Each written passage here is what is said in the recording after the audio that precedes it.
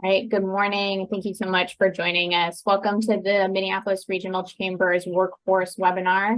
This one's titled, How Will the 2023 Legislative Session Impact Your Business? My name is Grace Waltz. I'm the Vice President of Public Policy here at the Chamber, and I'll be serving as our moderator for today's discussion.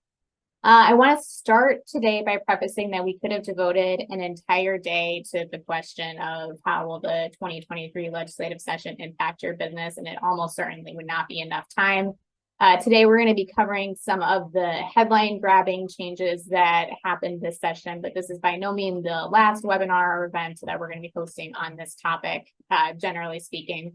The Chamber is rolling out a new series called our Workforce Webinars, where each month we're going to dig into how the latest public policy and workforce trends could impact your business. So each month we'll highlight one specific issue or trend and bring in a panel of experts to answer all your questions. And it's also entirely possible that we will revisit some of the topics that we cover today in future webinars. So that brings me to my last bit of housekeeping. All of these webinars are being recorded and they'll be posted on the Chamber's YouTube channel. So if you know of a colleague or a friend who wasn't able to join us live today, you can make sure you send them this recording. And finally, I have my list of prepared questions, but if you have additional questions as we move through the conversation, please feel free to put them in the chat or the Q&A function, and I will do my best to work them in.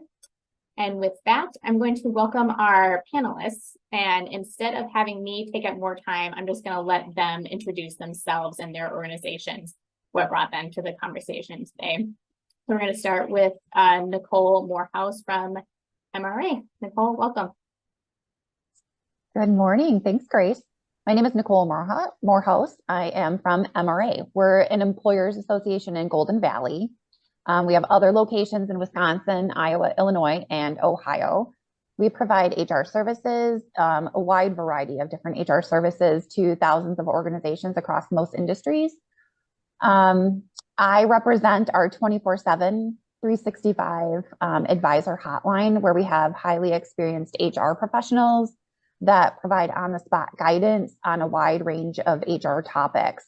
Obviously, when the news broke or any news breaks of a new law, the phones definitely light up. So this exceptional team of business advisors has been fielding a lot of questions already. So I'm thankful for you having me here today. Thanks, Nicole. And next we'll welcome Kurt Erickson. Hi, everyone. My name is Kurt Erickson. I'm a lawyer at Littler Mendelson, and Littler Mendelson is actually it's a national and international law firm doing labor and employment law from the management side. So we help employers both in litigation and with advice, and for example, with drafting of policies, which is a big deal now, given the new laws that have come through just this year in Minnesota. Wonderful. Thanks, Kurt. And finally, we have Sean O'Neill. Good morning, everyone. I am Sean O'Neill. I am with Vault Workforce Screening. Vault Workforce Screening is a third-party administrator as well as a consumer reporting agency. So we are helping employers by providing drug testing services, background check reports, and other occupational health services when it comes to employment. We're also a direct provider of medical review officer services. I serve as the compliance and privacy officer for the organization. Thank you all so much for joining us today. So we have this particular group because they all have expertise in the areas that we're hoping to cover today. And those are the new statewide paid family medical leave program, the statewide Earn Sick and Safe program, cannabis legalization, and then there's also just been a slew of pretty significant employment law changes that we won't be able to cover all of them in detail, but we're going to try and do some at a high level. So each of the folks here are kind of representing different areas. So I think to kick us off at a high level, it'd be great if each of you could give a brief overview of what some of this new legislation does. So Sean, why don't we start with you and cannabis legalization? Yeah, so as everyone knows, Minnesota became the 23rd state to legalize recreational cannabis. And that has an impact on employers, especially with regard to their drug testing programs. Within the new law, it does discuss when employers can and cannot drug test for cannabis. As Kurt mentioned, policies are important, And with this new law, making sure that your drug testing policy has been updated to reflect your company's stance on drug testing and what your procedures are, will be important to be compliant with this law. Thank you, Sean. And Nicole, why don't you give us this is a big ask, but a brief overview to the extent that's possible on earned sick and safe and paid family medical leave. Yeah, keeping it high level actually I think might be easier than kind of being mid-level or in the weeds with it. So the earned sick and safe time, right? The ESST. We're joining 18 other states, I think, at my last count, that have enacted some sort of paid leave law like this. This is something that's going into effect January 1st of next year. So it is a priority, right? There's some things that need to be done before then, obviously. If you're a Minneapolis employer, for example, you're already used to a local leave ordinance. This is different, right? You know, now you have 2 laws to contend with. There's differences between those laws, so it doesn't preempt local ordinances that already are in place in the state. So it's going to require everyone's attention. For the paid family and medical leave, again, joining other jurisdictions, there's a lot of momentum and there's a theme here, right? And it's paying people for time off. So, you know, there's a lot of momentum for these new jurisdictions and having these new laws. I think kind of it's somewhat similar if you're an employer that falls under Federal Family Medical Leave Act, the Federal Family Medical Leave Act, excuse me. But obviously, like I said before, a big difference is there's a pay element. There are other differences. They're not exactly the same. But here you're contending with a pay element. And in fact, that's up to 20 weeks of paid leave. If you take leave in 1 year for multiple qualifying reasons, that's pretty substantial. So this is a relatively big deal, right? And this goes into effect on January 1st of 2026. That sounds like it's a ways off and that you have lots of time to prepare, but there are some action steps that need to take place before then. Thanks, Nicole. And Kurt, you similarly have a big task of trying to give a high level overview. Like we said, there was a lot of employment law changes that happened this session, but what are some of the kind of biggest, most significant ones that employers should be aware of? Well, and I think that Sean and Nicole have hit some of the biggest ones in terms of cannabis, sick and safe time, paid family leave. And I think Nicole's point with regard to some things having to be done with regard to paid family leave before January 1 of 2026 as employers is really important, because those requirements are going to start kicking in 2024. So if people think that they can wait until January 1 or shortly before January 1 of 2026, they're mistaken. I think at a high level, as we're talking about, I think the first and most important thing to know is that we created a slew of new rights for employees in the workplace. And for virtually all of these changes that were created, if there's a violation of the law that has been newly created, then there is a potential cause of action for the employee against the employer, including for damages and attorney's fees with regard to violations of these new laws. And that stretches from the earned sick and safe time, which will go into effect on January 1st of 2024, to changes in the non-compete law, banning non-competes and creating a cause of action for employees, saying if you're trying to enforce a non-compete now against me, and by the way, a non-compete that was entered into on or after July 1st, just 3 weeks ago, then I can not only sue to get that agreement invalidated, but I can also sue you for attorney's fees. So that's a continuing theme with regard to this. We have changes in captive audience. So for those employers either having a unionized workforce or facing the prospect of a union campaign at their workplace, very important to know that Minnesota has joined other states such as Connecticut, and said that effectively you cannot have a mandatory meeting with employees to discuss political or, and this is the big kicker, labor type issues, which we consider to be a clear violation of the National Labor Relations Act. So there's going to be litigation shortly with regard to whether or not this new law, the captive audience bill, is in fact the law, or whether it's actually overruled, or in legal terms preempted by the federal National Labor Relations Act. We have new laws with regard to pregnancy accommodation.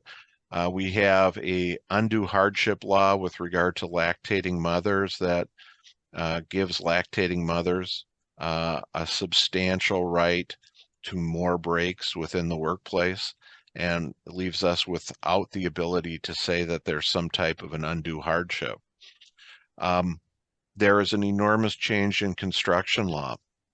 General contractors, who are generally looked at as the orchestra leaders, right, on the construction site, they say, now you come, now you sheetrock person or cement person, you come in and do your job, and the subcontractor comes in and does the job. And we really, as general contractors, don't care so much as to how they get the job done, so long as they get it done and done timely. Not the case anymore.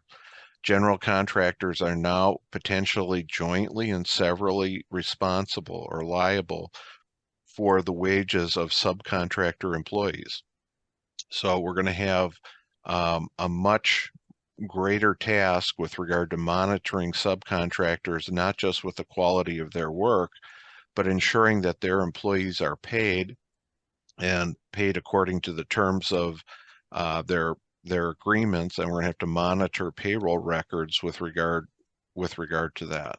So that's an enormous change. We're going to have an enormous change in the area of nursing homes, because nursing home employees are going to be able to create boards discussing training, and having those boards report up to an independent state board with regard to training. So it's almost like nursing home management is marginalized with regard to how training occurs in the workplace. That's an enormous change. In the area of meat and poultry processing and warehouse work, we're going to have new regulations. So for example, with regard to warehouse work, we're going to have employees given rights with regard to how they are evaluated for purposes of speed, and what rights they have with regard to being disciplined for lack of speed or lack of production, and establishing rights that certain breaks or time off mean that a person cannot be evaluated with regard to lack of production given those time off periods. And then we come to non-competes. And as I talked about before, non-competes are no longer allowed in Minnesota as of July 1st of this year. And I should say, just to be more specific, they're not allowed with regard to entering into an agreement on or after July 1st. For those non-competes entered into before July 1st of 2023, those non-competes are still enforceable. So that's kind of an overview with regard to this. The other thing I would say is this, which I think is important, is as employers and as human resources people engaged with employers, I think it's really important not just to look at the laws that were passed now, but the laws that are on the horizon, because we're going to have another session of this legislature, which is Democratic controlled and is passing bills for consideration for a Democratic governor. And the legislative leaders have made clear that one of the things they're going to be looking at in the next part of the biennium, the next session in January and February of 2024, is reducing the use of independent contractors and making more and more independent contractors into employees. So that's coming. And as human resources professionals, understanding that that's coming, we really want to be in a position where we can position our companies so that we know what's coming and we can make sure that we accommodate for the fact that independent contractorships are going to be limited in the future. Probably, we don't know for sure, but probably much like they're limited in California. So that's a Appreciate it. high-end overview, Grace. Yeah, I appreciate that. And Kurt, I appreciate that the reminder that we have another session of this legislature. It's policy year. Last year was obviously pretty focused on putting together the budget. Policy always sprinkles into those conversations, but it's entirely possible and likely that we will see a slew of new changes next year as well. I'd also just give folks a reminder, if you have questions as we move along, feel free to put those in either the Q&A function or the chat. I'm monitoring that as we move along. So Sean, I'm going to turn things back to you. One of the tools that Vault has to offer is best practices around testing requirements. Obviously, marijuana legalization goes into effect next week, so this is something that is really top of mind for folks. Can you walk through some of that guidance? And I'm going to split this into two parts, both from a general workforce perspective, which I imagine is a lot of the folks that are going to be tuning into something like this, then also for some of the industries that I think really come to mind for people that may have special considerations. I'm thinking things like truck or bus drivers or folks in the manufacturing industry. Yeah, sure. So yeah, I think it's important to note that, while Minnesota became the 23rd state with recreational marijuana, that does not change any testing under a federal authority. So if there's a company, out there that is under the DOT, they're a, commercial carrier, they're with a transit authority, that testing doesn't change. That testing is still federal testing, and marijuana remains on the federal drug testing panel. But what employers should be doing is working with a company like Vault to take a look at their drug testing panel, and it starts with assessing what roles you're testing for. Do they fall in one of the exempted categories that is contained within the law, such as a safety sensitive position, police officers, sheriff, firefighters, providing any type of medical care or working with vulnerable adults or children, specific roles in that space, and others. So it's really assessing what your job roles are and kind of classifying each one. Do they fall into one of these buckets to determine if you can continue to test for cannabis, for that role. The other thing, that, companies like Vault can assist with is taking a look at the company policy for drug testing. It's very specific with the law that was passed. Cannabis has been removed from the definition of a drug. So, a simple change to the policy, making sure you're including cannabis alongside of drug and alcohol testing will be important for employers to make sure that their policy is compliant. And then it's having processes in place to manage when things go wrong. When, an employee who was not supposed to be tested for THC and is tested, there are, practices and technology that we have at Vault that, catch that before it reports out to the employer. So getting ahead of it, making sure that, what was supposed to be tested was what was tested, so that when the employer takes any action, it's based on what they're able to take action on. Okay. And one additional question on that, Sean, that I was thinking about, there's been a lot of news this week in particular around marijuana use in public places and, what kind of signage needs to be up in order to prevent that from happening, if folks want to be able to prevent that from happening. Is that going to be a similar type of thing in the workplaces where if you already have an internal policy where you can't consume alcohol or other drugs in the workplace? Are there any additional tweaks that employers should be thinking about making to now include cannabis? And is there anything that they need to be careful of to make sure they're not violating portions of the law? Sure. So, Nothing in the law requires an employer to permit an employee to use, possess, be impaired by during work time or on work premises. So it's important that, if employers do have signs up or again, even in their company policy and they discuss, the use of drugs and alcohol on premises is, not permitted, they should update that signing now to include cannabis because, again, the law does remove cannabis from the definition of a drug. It's kind of in its third category. So it'd be important to update any appropriate signage like that. And anytime an employer is updating their company policy, they should be making sure they're getting it out to their employees and tracking that employees have received that update so that they're protecting themselves and they're educating their employees so that there's no confusion where the company stands regarding the use of drugs, alcohol, or cannabis. Thank you.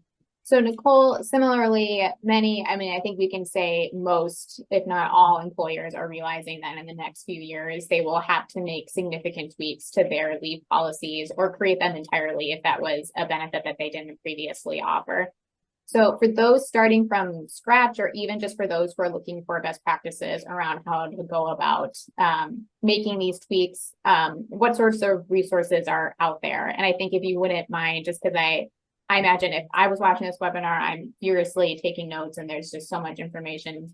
So if you could do an overview again of what these new policies, what the new mandated policies are for both current, sick, and safe and paid family leave that employers need to be thinking about, that would be great.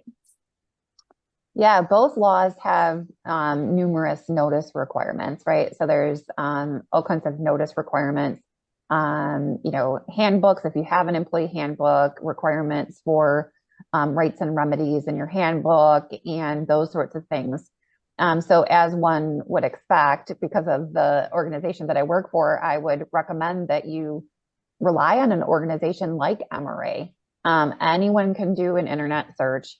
You can find things out there. There's lots of lengthy bulletins and publications to weed through. You might be a high-level HR practitioner, and this is, something that's very familiar to you. Even then, you're still going to want some expert guidance. These are complex laws. Our team's been working really, really hard on updating state-specific templates and templates for sample policies, those sorts of things. And we've also been fielding questions as soon as something is, put to press, we hear about it almost immediately. Or if there's even a hint, because there was a little bit of lead up, not much, but there was a little bit of lead up that this was coming, right? So we were getting questions before it was actually signed into law. So a high level HR practitioner still needs, you've been through this before, you still need guidance, right? Sometimes it's, am I interpreting this correctly? Do I have the right resources at hand? Am I involving the right people in making these updates? Because it's going to involve multiple departments in both cases of employee sick and safe time and with the paid family medical leave. It's not just the HR department. It's likely if you have a separate payroll department, your accounting finance people. So there's multiple individuals within the organization that are going to have to be part of this, we'll call it a project. So am I interpreting things correctly? Might be one reason that you're reaching out. Other organizations are smaller. They don't have the same resources. They don't have people that have on staff that have gone through something like this before, certainly not at this level, right? You might get like a small update where you have to make an update to your handbook and it's pretty straightforward. That's not the case with what's happening right now. These laws are very complex. You cannot look at them with one lens. The changes that are happening are likely going to impact other policies and plans that you have in place.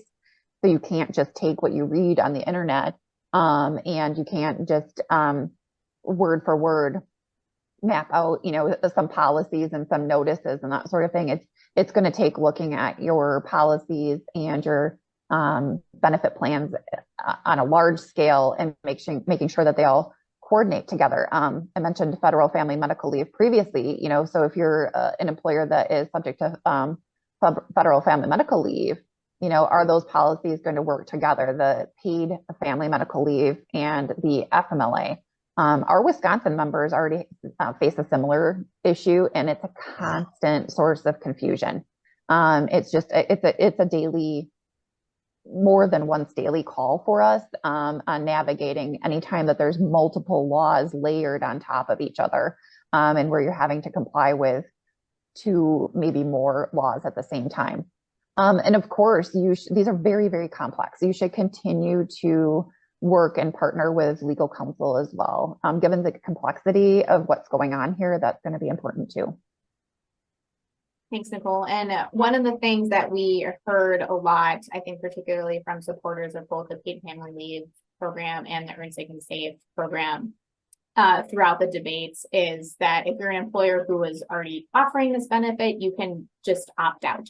But we know it's not quite that simple. So can you expand on that a little bit for folks who are maybe trying to explore that option? Yeah, and here's what I think you're referring to, right? Like if you have your own private plan, for paid family medical leave, or if you have a policy already, like a generous paid time off policy, PTO or vacation, or a sick, separate sick time policy, and you already have that benefit in place, in lieu of the ESST, yes, those are options under both of the laws, assuming they're exactly equal or more generous. And so this is where I think that, we'll get tripped up from what I'm reading and what I know about many employers' existing policies and plans. You're likely going to still have to make updates minimally. That's like the, smallest task that you have is to make updates. If you're looking to go with private plan options, that's something that you're going to have to shop for. So with the paid family medical leave, there are two components, the medical and the family component. So you might be opting into both, shopping for one, or shopping for both. Perfect. Thank you. And one thing that you noted kind of at the top of the event that I want to circle back to is particularly for Earn Sick and Save time, if you're a business operating in Bloomington or Minneapolis, you were already operating under a local ordinance. The chamber has had conversations with both officials in the city of Bloomington and the city of Minneapolis, and they are going through the process now on their end, consulting with their lawyers to make sure that their policies are in line with the new state policy. There's nothing that's stopping local ordinances from being more generous than the state policy, but at a bare minimum, they have to be aligned with the state policy. So we will continue to keep folks updated if, particularly if we see any of these cities going above and beyond what the state program is already offering. So Kurt, circling back to you, you gave us an overview of some of those really historic changes in terms of employment law, and it's a lot. And it kind of touches a bunch of different areas depending on which sector you're in. So it kind of just, as both Sean and Nicole have been covering kind of tools and best practices, what's sort of your best advice as to how employers should be tackling some of these changes, or at least making sure that they are aware and making sure they're compliant with all of these changes? Well, like both Sean and Nicole, we do updates consistently for clients with regard to changes. So anyone wanting to get our free newsletter with regard to changes, we're happy to accommodate. Just send me an email and I'll get you signed up for the free newsletter with regard to things. I think going to this kind of a seminar, as well as other seminars being put on, are great with regard to understanding this. I think it just requires pretty consistent attention as these laws are being passed. I think to Nicole's point with regard to private plans, I think that's a nice segue into the whole issue of, well, actually for paid family leave, we have to start working on, for example, substitute pay plans as of July 1st of 2025. And we have to get in place in 2024 plans with regard to how we're going to register and how we're going to record time and pay taxes with regard to this in 2024 for paid family leave. I think to Sean's point with regard to the cannabis policy, I think this is a real excellent time to look at your drug, alcohol, and testing policy. And I think it's really important to keep in mind that in Minnesota, the Drug, Alcohol, and Testing in the Workplace Act goes by the acronym DATWA. And it is one of the most unique and one of the most protective of employees laws in the nation. So I consistently get questions from employers about, well, somebody failed a drug test, so therefore as a current employee, and therefore I'm going to terminate his or her employment. And consistently we get that question, even though we have a drug and alcohol testing plan in place. And the answer to that question under DATWA is that you cannot terminate somebody for coming back as positive the very first time. You have to offer them rehabilitation. And that comes off as a real surprise to people with regard to this. So what I would do with regard to the cannabis stuff is I would look at this as an opportunity to reevaluate the drug, alcohol, and testing policy. And I would go back and look at it in this sense, which is assuming that I'm not employing commercial truck drivers or somebody else in a safety sensitive position, do I want to have a testing policy at all? So I'd at least go through the exercise of, do I want to have a testing policy? And if I do I want to have a testing policy for specific employees and not everyone, and at least understand where I'm coming from with regard to that? And if we are going to have a testing policy, then that policy needs to be tailored to the new law with regard to cannabis now being legal. With regard to that. So that's where I would start with regard to that. On as an overview with regard to earned sick and safe time, I think the place to start is, well, okay, we're going to have earned sick and safe time as of January 1st, 2024 as a state plan. Do I want to harmonize my paid time off plan with what is being allowed as earned sick and safe time under the new law? Do I want to have different plans where, listen, I have eligibility for a narrow group of things under our current paid time off, but under the law that's going into effect in January of 2024, it's going to be a broader group. Do I want to, from just an administrative standpoint and streamlining overhead, want to make them consistent with regard to that? With regard to non-compete stuff, how am I going to handle the fact that I've got long-term employees who are under a non-compete? And, let's guess that our long-term employees are some of our most valued employees. And we've got new people coming in as of July 1st who will not be under a non-compete.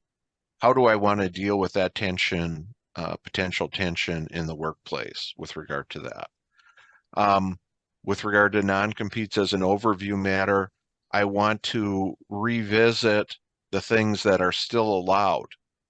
And those things are confidentiality agreements and perhaps most importantly, non-solicitation agreements.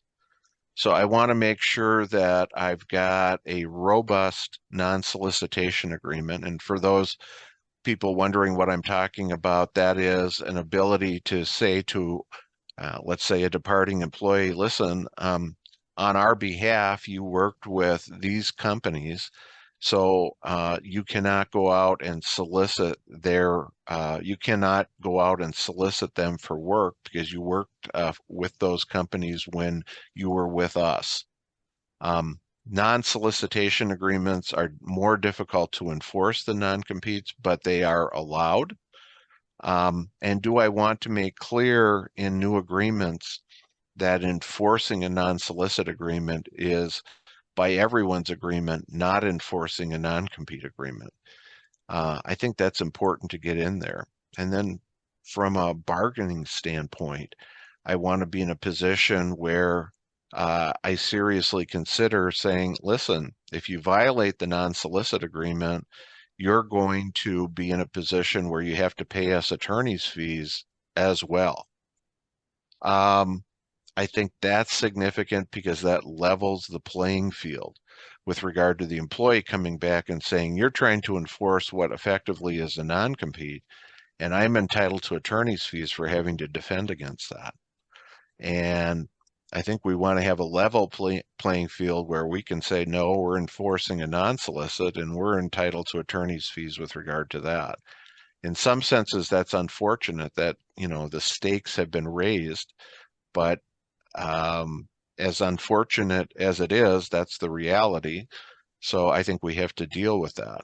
And then, I think that other things with regard to the accommodation statutes, with regard to pregnancy, the warehouse things, all those things we just have to dive into those things and address them because they're all coming due. Thanks, Kurt. One thing, I'm getting towards the end of my prepared questions, so if folks have additional questions that they want to throw in, we'll certainly have some time, I think. One thing that kind of Nicole alluded to, and I think all of you have mentioned throughout, is Minnesota isn't the first state to implement any of these changes, even some of these bigger programs. So Sean, this wasn't one of my prepared questions necessarily, but I wonder for other states that have legalized cannabis, are there any basically any best practices questions that we haven't been thinking about yet that we've learned as other states have been tackling some of these changes that folks should keep in mind? Yeah, it's a good question. And every state that has kind of started to approach, protecting individuals off our use of cannabis has kind of approached it differently. We see states such as California that are taking a very restrictive stance against it, and deal with more of testing for metabolites, not the parent drug. So with regard to Minnesota and comparing it to other states, I don't know that there's any necessarily learnings from a practice standpoint to change. I think it's really, if you're looking to continue testing in the state of Minnesota, it's really understanding those roles that you can test for. And it's, I agree with Kurt. It's doing that assessment. It's asking yourself, one, do you want to continue to test for it? And two is, do you want to continue to test? Maybe it's removing THC from the panel, but maybe it's having other drugs of use on the panel as well, making sure, again, that, everything does comply with that law. But that's some of the other things we're seeing employers think about is, maybe removing THC from the panel, but making sure they're testing for other common drugs of use.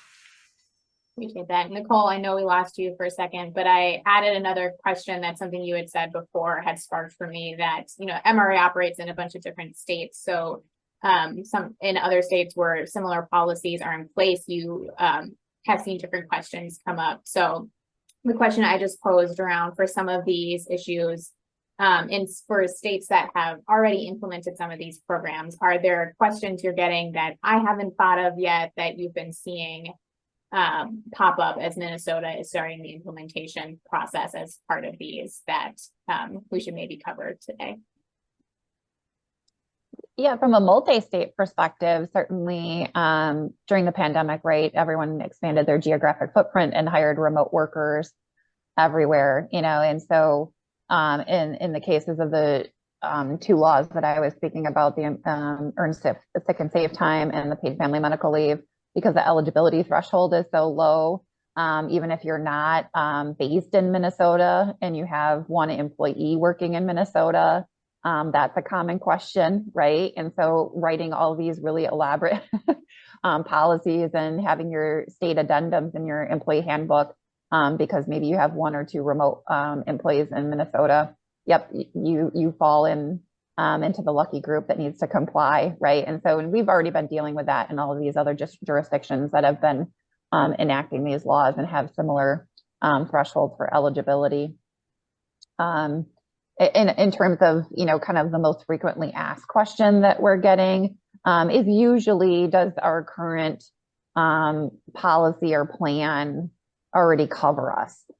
And so I think what we're hearing though is, are they really looking at it at a deep enough level to say that it does?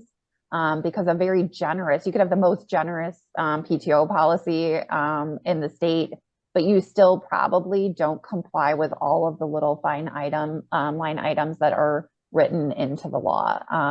And so, just having a very generous paid time off policy that covers a wide range of different reasons for absences doesn't necessarily mean that you're in compliance. And that's probably the most common question that we get is, are we, already in compliance when it comes to those two specific laws?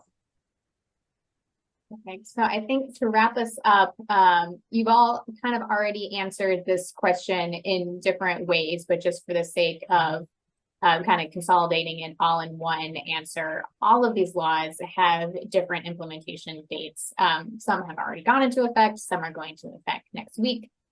Some don't technically go into effect for a couple years, but obviously there are still things that employers can and must be doing today in order to be preparing for some of those or making sure that they are in compliance for them. And I always like to end events like these with a call to action of sorts. So I think just kind of, again, just to make sure that folks have those dates in their mind, can you remind us of what are some of these key implementation dates or milestones that employers and HR staff should be keeping in mind? And then what are some of in order to be compliant with those, what are some things that employers need to be thinking about, today, this week, as we're wrapping up the end of July? And Kurt, maybe we'll start with you. So thank you for that, Grace. The non-compete law is in effect as of 3 weeks ago, July 1st. Earned sick and safe time goes into effect January 1 of 2024.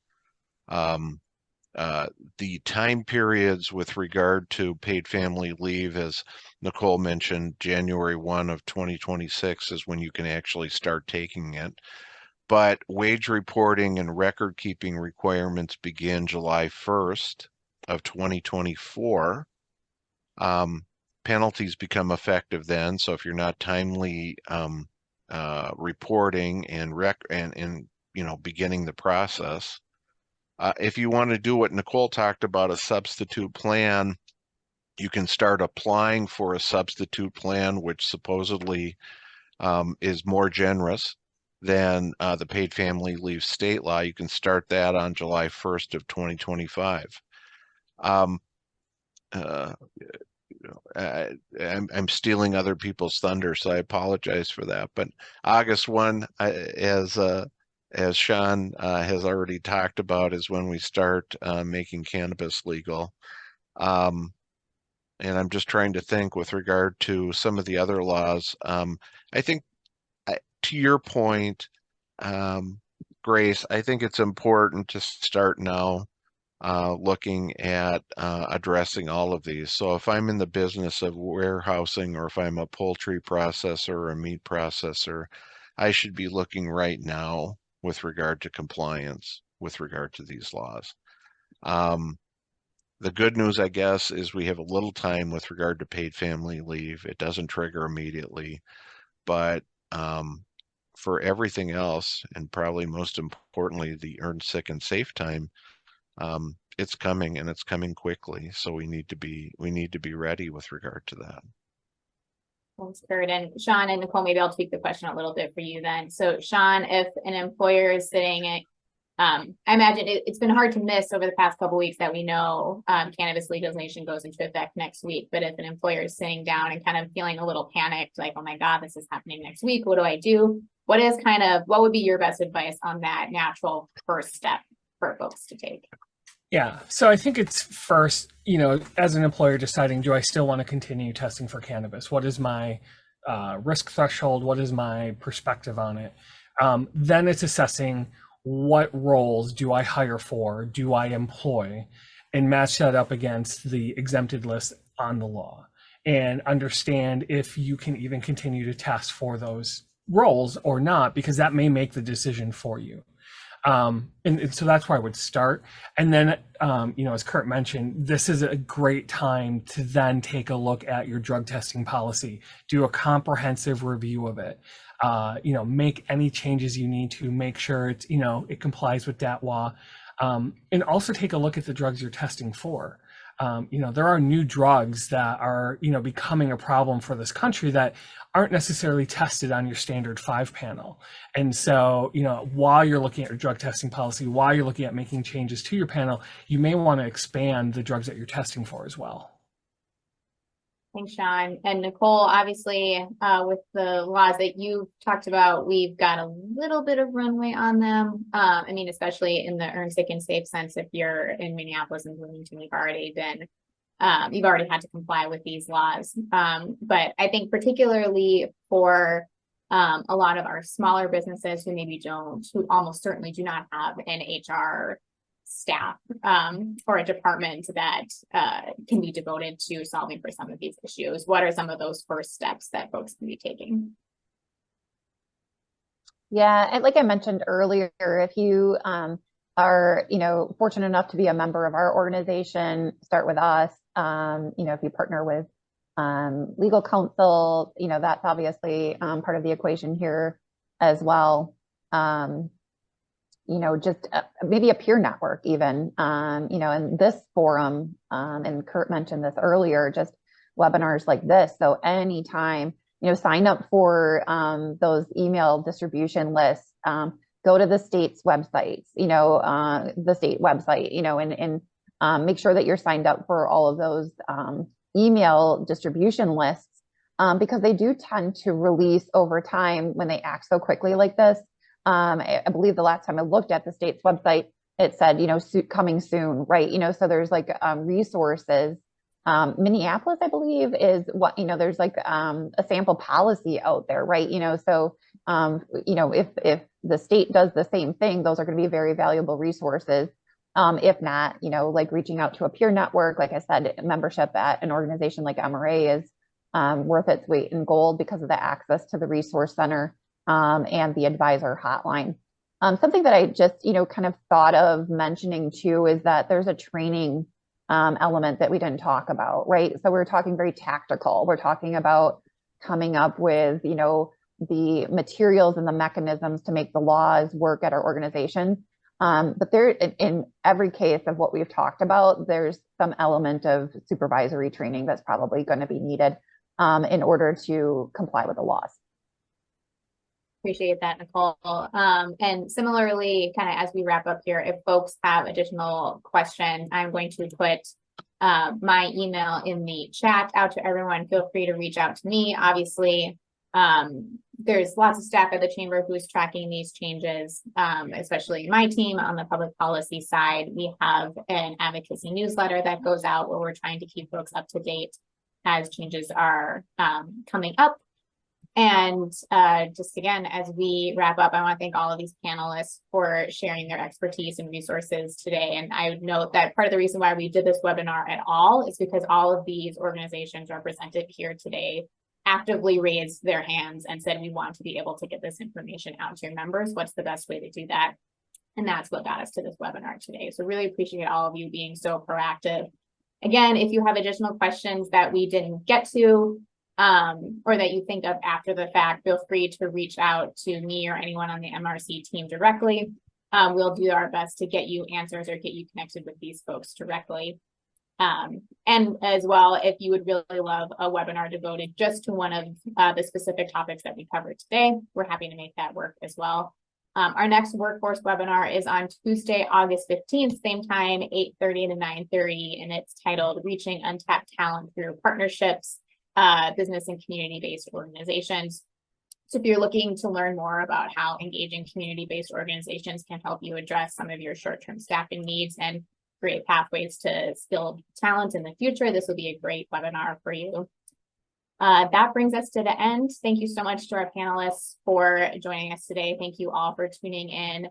We'll hopefully see you around soon, and stay cool. Have a great rest of the week.